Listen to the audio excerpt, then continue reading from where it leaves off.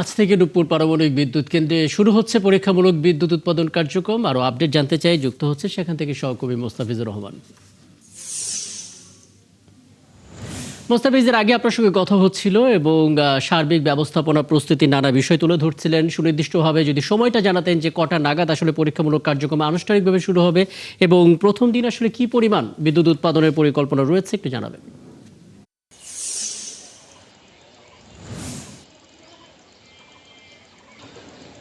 রাকিব, বাংলাদেশ এক নতুন দিগন্তে পা রাখতে যাচ্ছে, যেটা পারমাণবিক বিদ্যুৎ কেন্দ্র ঈশ্বরদী রূপপুরের এই বিদ্যুৎ কেন্দ্রের জ্বালানি লোডিং এর মধ্যে দিয়ে আর কি।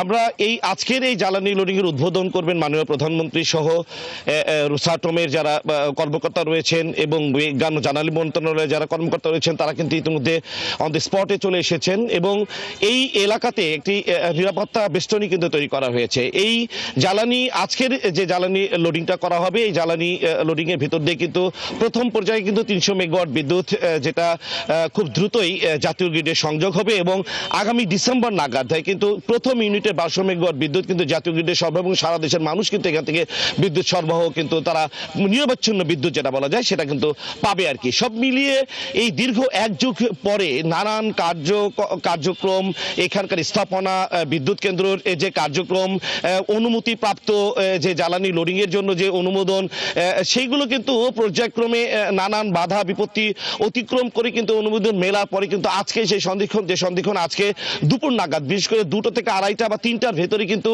এই জ্বালানি লোডিং এর কিন্তু কার্যক্রম উদ্বোধন হবে আর কি। এবং এই জ্বালানি লোডিং যে উদ্বোধন হবে, এই খবরে কিন্তু স্থানীয় মানুষজন বেশ উচ্ছ্বাসিত এবং তারা মনে করছেন যে যেভাবে জ্বালানি তেলের সংকট এবং বিদ্যুতের যে ঘাটতি রয়েছে, সেই ঘাটতিটা অনেকাংশে পূরণ হবে। সারা বাংলাদেশের মানুষ কিন্তু এখান থেকে এই বিদ্যুৎ তারা পেয়ে কিন্তু উপকৃত হবেন। স্থানীয় মানুষজন এই কারণে কিন্তু অত্যন্ত খুশি, সারা বাংলাদেশের মানুষ কিন্তু খুশি এই বিদ্যুৎ কেন্দ্র থেকে বিদ্যুৎ উৎপাদন এবং যেটা জাতীয় গ্রিডে সরবরাহের ভিতর দিয়ে সারা দেশের মানুষ এখান থেকে সুফল ভোগ করবে আর কি।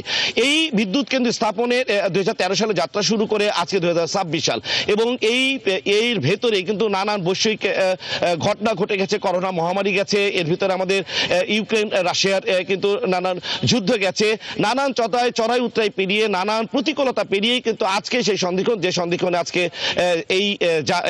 একদম এবং আর ঘন্টা 3 বাকি, তারপরে আসলে আনুষ্ঠানিকভাবে এই পরীক্ষামূলক কার্যক্রমটি শুরু হবে। তখন নিশ্চয়ই আরো আপডেট আপনার মাধ্যমে জেনে নিতে পারবো। সহকর্মী মোস্তাফিজুর রহমান আমাদের সঙ্গে যুক্ত হয়েছিলেন, রূপপুর পারমাণবিক বিদ্যুৎ কেন্দ্র থেকে বলছিলেন।